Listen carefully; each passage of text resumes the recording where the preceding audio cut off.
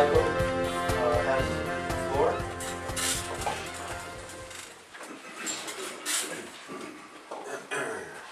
Good morning. Good morning. Each and every one of you, thank you for coming out this morning on a beautiful Saturday morning.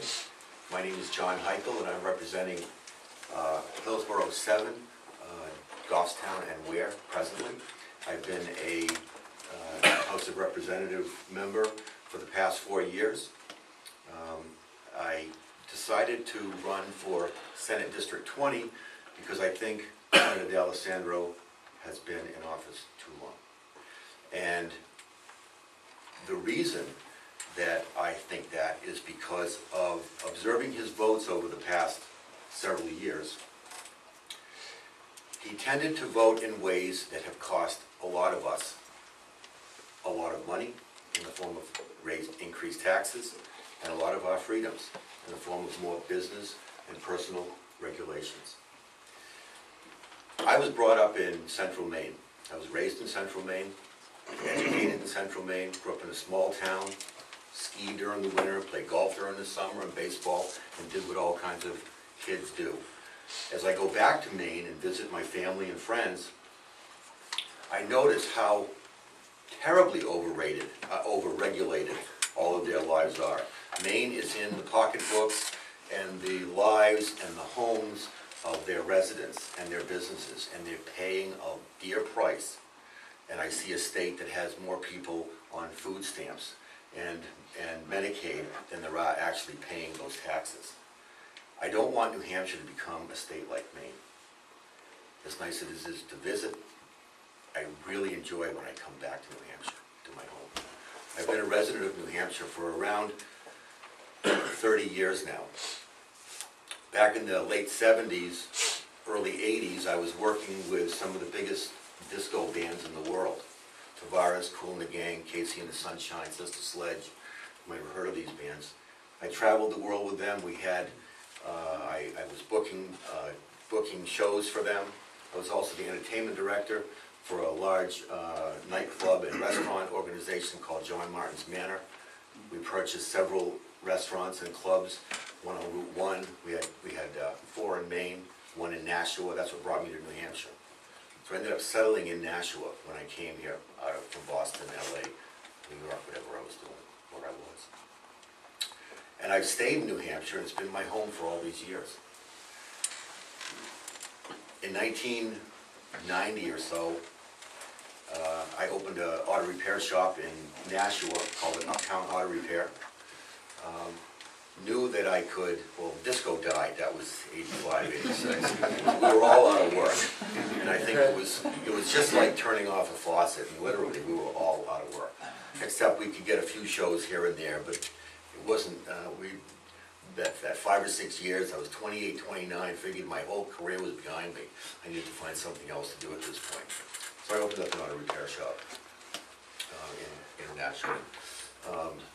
It was quite successful. It lasted about 13 years or so, and then Wendy's came, and another credit union came, and Burger King came, and they said, we want that corner. And I said, I don't care which one of you, but please, one of you.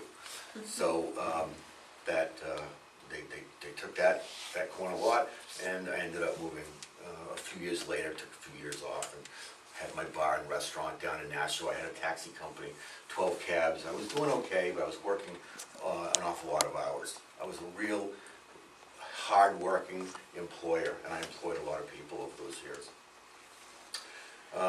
In 2003, I think, or 4, I ended up moving to Goffstown, finding a home up here. I had both homes, one in Nashua, one in Goffstown. I ended up getting rid of the one in Nashua and making Goffstown hopefully my permanent home. 2006 came along. I ran for the State House in a primary. I wasn't very well known. I put my name on the ballot, on the primary ballot. I was defeated in the primary. 2008 came along, and I was fortunate enough to become elected to this New Hampshire State House. I had also been on the Goffstown Budget Committee for 6 years. And I remember Bob Wheeler stood up and he nominated me and I needed 10 votes, I think I got 11, so I was voted on the Goffstown Budget Committee and got to learn how government is funded from the inside. I got to see how property taxes and school budgets and town budgets, police budgets, DPW, fire, all of this comes together, and all of it was our money funding these programs. And as necessary as they are, I saw that there was a little bit of excess money being taxed to all of us for some of the services that we were all paying for. So I started getting really interested in this political stuff, and this, I wanted to be a part of the system. I wanted to find out what else can I do. So I ran for the House in '08, and I was successful in that run. 2010, I put my name on the ballot again, and now we're in the majority in 2010. I was appointed by Speaker O'Brien to be Vice Chair of the Transportation Committee, which comes through. The committee is Department of Safety issues, motor vehicles, registrations, Marine Patrol, State Police, things that I know they call it transportation, but it's really mostly safety. When I took that office in 2010 on my second run, we were facing somewhere in the vicinity of an $800 million deficit in our budget. We were facing, the Democrats had put us in a position where they wanted us to have a sales and an income tax. They wanted us to, they voted down gambling. It's funny because we had a gambling bill come into the House, and they voted against it because they wanted to starve us from having a large input of money to come in. A lot of us voted against it because we didn't want that large input of money to come in because we knew it was going to mean a sales or an income tax. So it's funny that we all voted for the same thing for two totally different reasons. Over the past 2 years, especially some of my successes where I worked with Representative Jane Bolio out of Manchester, and her and I were successful in securing funding for the milfoil problem in Nemaski Lake. That lake was pretty much useless. The property values were tanking. You couldn't fish or swim in it. It was becoming a non-recreational kind of a soup. So we were instrumental in securing that funding. The lake now is pretty much clean. It shares both shorelines with Manchester and Goffstown, and it also, now there's a fund to help continue the eradication of the milfoil infestation that was literally choking Nemaski Lake. That's one of the successes I've had. When I ended the budget committee, then I ran for the planning board in Goffstown. I understood how money kind of flows around, and now being elected to the planning board, being on it for 1 year now, I was voted in as vice chair of the Goffstown Planning Board. We've seen projects come through. We have now been the committee of yes rather than the committee of no, because for many years people would come to Goffstown and you'd want to add something onto your house, and you'd want to expand your driveway or do something, and no was the answer. And a lot of people that come to this town say, geez, if I had to do it over again, I wouldn't try to build in Goffstown again. So that kind of bothered me. So that was one of the reasons that I decided that, and with the help of Mark Warden and Richard Meany now on the planning board with me, we have a committee of yes, and we get an awful lot more people getting approved at our planning board, so they can go and do what they want to do on their property rather than continue to be overregulated by our town. Going back to the state budget, when I came in there, we were looking at an $800 million budget. The governor actually put through a budget that would have put us about $200 million in the hole. And if we would have kept that governor's budget, today we would have still been close to $100 million, $100 million deficit that we have to make up somehow. And they know that the only way to make it up is to tax us more.